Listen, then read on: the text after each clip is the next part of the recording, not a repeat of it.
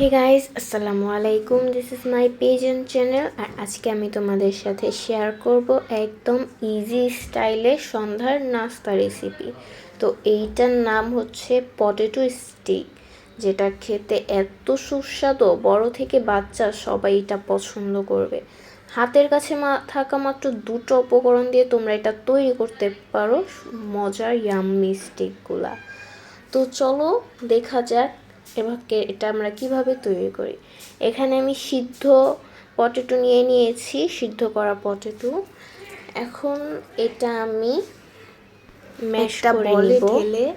আমি এটা দিয়ে ম্যাশ করে নিচ্ছি। তোমাদের কাছে যদি এটা না থাকে তোমরা হাত দিয়ে অথবা কাপ দিয়ে, গ্লাস দিয়েও ম্যাশ করতে পারো, যার যেভাবে সুবিধা আর কি। তো দেখো, এগুলো আমি ভর্তা বানিয়ে নিতেছি, তোমরাও এরকম ভর্তা বানিয়ে নিবে, একদম একটা দানাও যাতে না থাকে। তো দেখো, এটা আমি সুন্দরভাবে ম্যাশ করে নিয়েছি, আমার ম্যাশ করা হয়ে গেছে। এই দেখো, এখন আমি এর মধ্যে নিয়ে দিব স্বাদ মতো লবণ, হাফ চামচ আদা রসুন বাটা, আর সামান্য সাদা গোলমরিচ গুঁড়া। আর এখানে আমি শুকনা মরিচ ভেজে নিয়েছি, এটা দিয়ে দিব। এটা তোমরা তোমাদের যতটুকু ঝাল খেতে পারো সেই আন্দাজ অনুযায়ী।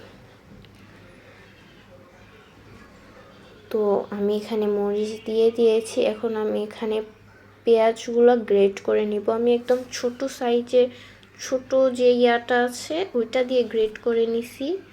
এটা তোমাদের কাছে যদি না থাকে তোমরা বটিতে একদম মিহি করে কেটে নিবা, আর এটা স্কিপ করলেও কোনো সমস্যা নাই। তো আমি এটা দিয়ে পুরো একটা পেঁয়াজ গ্রেট করে নিচ্ছি। আমি এখানে দুইটা পেঁয়াজ গ্রেট করব। এইটা দিয়ে গ্রেট করলে পুরো মিশমিশ হয়, তোমরা আবার মোটাটা দিয়ে গ্রেট করো না।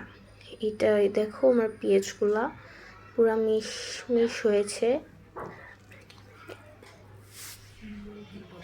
এখানে আমি দিয়ে দিয়েছি ম্যাগি মশলা 1 প্যাকেট। এখন আমি এগুলা একসাথে মিক্স করে নিব। আমার দেখো মিক্স করা হয়ে গেছে। এখন এই পর্যায়ে আমি অ্যাড করব হচ্ছে এক কাপ চালের গুঁড়া। এখন চালের গুঁড়াটা দিয়ে এটা আমি হাত দিয়ে ভালোভাবে মেখে নেব। দেখো, আমার মাখা অনেকটা হয়ে গেছে। এটা কিন্তু ভালোভাবে মেখে নিতে হবে। দেখো, আমি একটা ড্রো বানিয়ে নিয়েছি আটার মতো। এখন এটা আমি লম্বা লম্বা স্টিক করে ফেলবো। এটা আমি সাইজ মতো নিয়ে লম্বা লম্বা স্টিক করে নিব। এটা যেহেতু পটেটো ফিঙ্গার, স্টিক তো করাই লাগে, তাই না? তো এটা আমি একদম আলতো হাতে স্টিক করে নিচ্ছি। এভাবে আমি তোমাদের দুটো দেখিয়ে দিচ্ছি। এই পর্যায়ে তোমরা বাকিগুলো করবে, অ্যান্ড এই পর্যায়ে আমি বাকিগুলো করে ফেলবো। দেন আমি তোমাদের ওগুলোও দেখাবো অবশ্যই। তো দেখো, আমি আলতো হাতে দুইটা স্টিক করে নিয়েছি।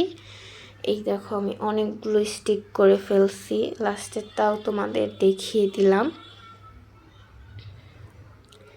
আমার স্টিকগুলো অলমোস্ট হয়ে গেছে, দেখো তোমরা। আর কয়েকটা স্টিক আছে। এই পর্যায়ে এইভাবেই, এই প্রসেসেই আমি সবগুলো করে নিব। তো এখন যাই নেক্সট স্টেপে। এখানে আমি হাই হিটে তেলটা গরম করে নিব। দেন তেলটা গরম হয়ে গেলে চুলার আঁচটা আমি মিডিয়াম করে এই স্টিকগুলো ছেড়ে দেব, অ্যান্ড এগুলা সুন্দর করে ভেজে নিব যতক্ষণ না পর্যন্ত ব্রাউন কালার হয়ে যায়। এভাবে এক পাশ হয়ে গেলে আমরা অন্য পাশও উল্টিয়ে নিব।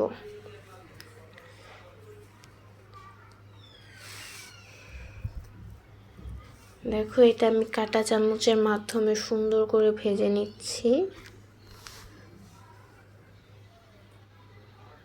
আমার এক সাইড ভাজা হয়ে গিয়েছে, এখন আমি অন্য সাইড উল্টিয়ে নিব। দেখো, আমি সবগুলো এভাবেই ভেজে নিব। একদম উল্টে পাল্টে হরতার বানিয়ে দেন অবশেষে আমার ভাজা শেষ হলো, একদম ব্রাউন কালার হয়ে গেছে। আর এটা দেখতে এত জোস লাগতেছিল, আমি তো এটা খাওয়ার পর পাগলই হয়ে গেছিলাম। এটা সত্যি অসাধারণ একটা স্টেক। দেন এটা আমি জালির সাহায্যে উঠিয়ে নিব।